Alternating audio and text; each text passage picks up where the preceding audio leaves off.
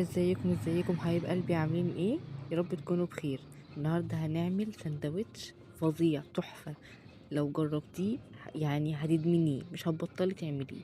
ماشي معاكي فطار، ماشي معاكي عشاء، حاجه كده تحفه. هنجيب بيضه، هنقلبها مع شويه ملح وسنه كمون وشويه فلفل اسود. تمام. وبعد كده ننزل في الطاسه فيها قطع زبده بالبيضه. تفرش كده في الطاسة، هنحط زيتون، فلفل حراق سبايسي يعني أو رومي، جبنة موتزاريلا وجبنة رومي. تمام. زي ما انتم شايفين فتحنا الرغيف اتنين، يعني خلينا الوش لوحده والظهر لوحده. وهنقلب دلوقتي الرغيف. متنسوش تصلي على الرسول. اللهم صل وسلم وبارك عليك يا سيدي يا رسول الله. كده كمان اهو زي ما انتم شايفين قلبناه يتحمص من ناحية ونقلبه الناحية التانية. يا جماله بقى، يا جماله والله هتدمني تحفة.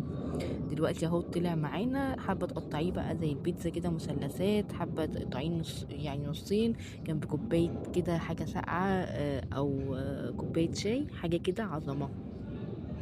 طبعا الجبن بتبقى بتشد كده بيبقى طعمه لذيذ جدا. تقدري بقى تعملي لكل فرد كده رغيف اتنين حسب الرغبة. حاجة كده فظيعة، ان شاء الله تجربيه وتدعيلي. اشوفكم في فيديو الجاي، مع السلامة.